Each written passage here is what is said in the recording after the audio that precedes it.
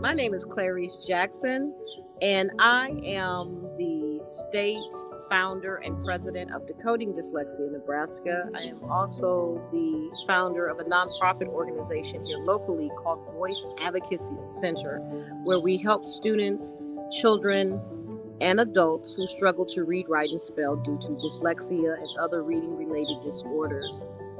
I definitely feel like this is the time that we must all understand how significant equity is, and that we provide and that we demand equitable access to services for those in the LD community.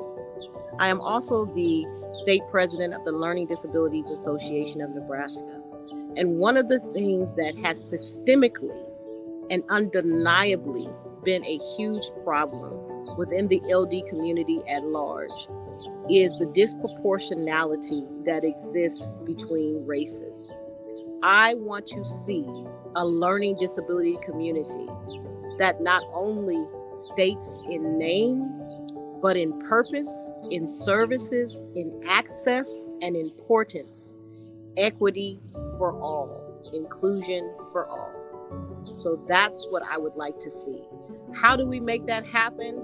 We have to admit that it is not happening. And we have to all be very conscious and accountable to each other and to this population to do better and to be better. So that's what I think needs to happen. Again, my name is Clarice Jackson, and I represent the community in Omaha, Nebraska, and the nation. Hi, my name is Atira Robertson, and I get the opportunity to serve on NCLD's Young Adult Leadership Council. So when I think about the future of this movement and of this community, where we're going, where we've gone, I see a future where we, specifically Black students, do not have to fight as hard for necessary accommodations and tools as we do now, so we can succeed in our daily lives, because that is something that has been happening. I know I have struggled throughout the years, throughout my education, to get the assistance that I need to succeed. And had I not, had a mom who was willing to go to bat for me as hard as she did, which is not something that should be really necessary when you think about it, I would have fell through the cracks. But the more we progress, the more we have these conversations and make it known that we need a seat at the table, they're seeing, okay, wow, let's address this, let's acknowledge this, and more importantly, let's do something about it, because we're not going anywhere, and we're going to keep coming. We are going to keep coming because every voice deserves to be heard. Every single voice.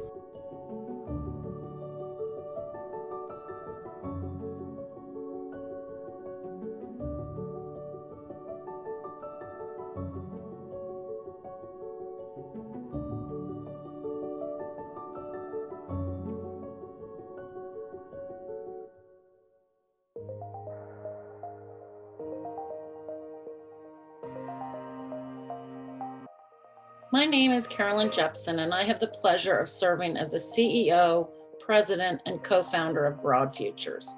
Broad Futures is a training, mentoring, and paid internship program for young people with learning disabilities.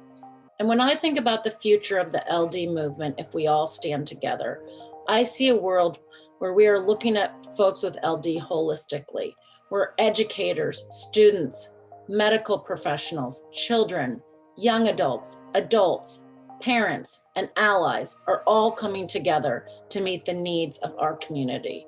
I see a community that embraces diversity in all aspects of that word. But most importantly, I see a world where the workplace is inviting folks with LD to be a part of it, where there is no longer stigma around disclosing your disability in the workplace, and where employers see young people with learning disabilities as an asset to the growing workforce.